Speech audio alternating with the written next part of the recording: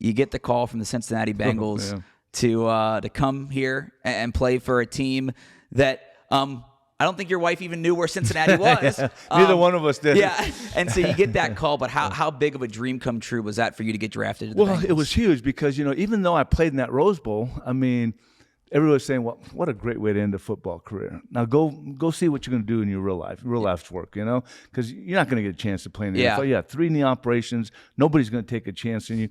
But after that Rose Bowl for 4 months, going to class, and it's kind of the same thing, class, I wanted to finish up, and then going and working out, just busting. The guys, the strength coaches that got me back, I just stayed there. Me and my buddy stayed there and just busted it. I said, if I can just sign as a free agent, I just want a chance to go to an NFL camp to see if I can compete on that level.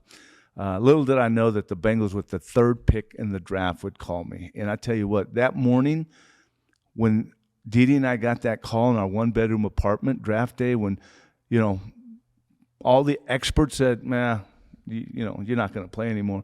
But we just kept busting. I just said, if I don't get a chance, it's not going to be because I'm not physically ready. Because, I just, you talk about weight training and getting ready. And when the Bengals called, man, secretary said, Anthony, can you hold the Cincinnati Bengals? And I did this with the phone. I looked at Dee and I went, it's the Bengals. And we all knew they were the 3rd pick of the draft. So the coach gets on, McNally, they just hired him, says, Anthony, you're our man. We'll talk later. I hung up. Man, this big guy just started weeping. I composed myself, and I said, Didi, we're going to the Cincinnati Bengals. And we both then pause and go, we're Cincinnati. I did know one thing. Being a big baseball fan, I watched Saturday morning baseball all the time. I knew that the Bengals played right on the river because I used to watch the Big Red Machine play their games at Riverfront Stadium.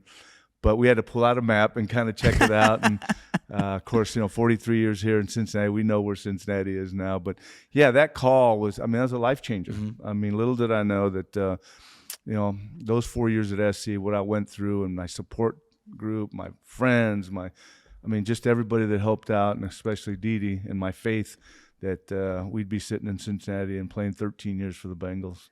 You get that dream call, and then you do have a really dream come true career. I know it's going to eat at you like any other athlete. You want to win that championship, but you got to play in 2 Super Bowls. You played with some amazing guys, including 2 great quarterbacks and Kenny Anderson and Boomer Esiason. When you look at your Bengals career, what do you love the most about it? What do you take away the most from that experience? So first of all, when I see videos at my age, and I think I still pinch myself. Hey, you played 13 years for the Bengals, and you mentioned all that. You mentioned the games, the guys. I think the one thing I take away from 13 years, you mentioned a couple of them: Kenny Anderson, Boomer Esiason, the relationships. We've been here forever, and the number of guys that I played with that are still in Cincinnati that we still have amazing relationships with. We help each other out with our foundations. We try to get together. We see each other a lot. So I'd have to say that's probably the first thing. And knowing that there's probably at least a dozen of us that are from the LA area that still live here after retiring, but it's the relationships. And then not only the guys you play with, but after you retire, the guys you compete against. Those relationships, because you respect each other like crazy because of what we went through. You might not have liked them when you were playing against them, but after the fact, you retire and you get to see them a lot. You respect them and those relationships. So I'd have to say the relationships that continue to last for years and years and years. You've mentioned relationships a lot with the word and also throughout talking about mental health, whether it's your mom, your siblings, your teammates, coaches, strength trainers, everyone that's involved in your football and life journey.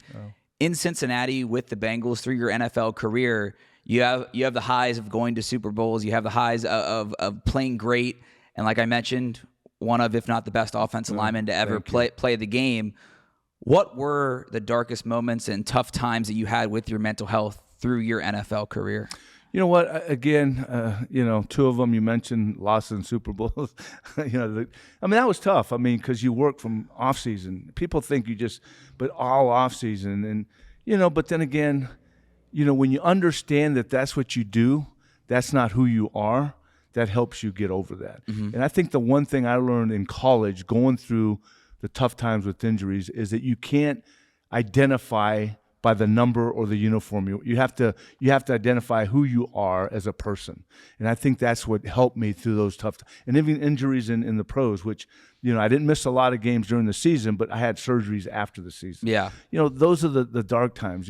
You start to get close to 30 and you're rehabbing and you want to, can I get back and play? I'm getting close to 30 years old now, playing this young game. So those, I guess, are the times that happen. And then, of course, living in Cincinnati and my whole family's in California, you start losing some relatives. And those are I'd say those are tough times. There's several that we paid, for their funerals, drive-by shooting, losing cousins and stuff. And so during my playing days were probably the relatives you lose when you're here, 2,600 miles away, and you have to deal with that long distance. I have to say that's probably one of them too. But same thing, injuries, through when you're playing, and so I'd probably say that's the physical.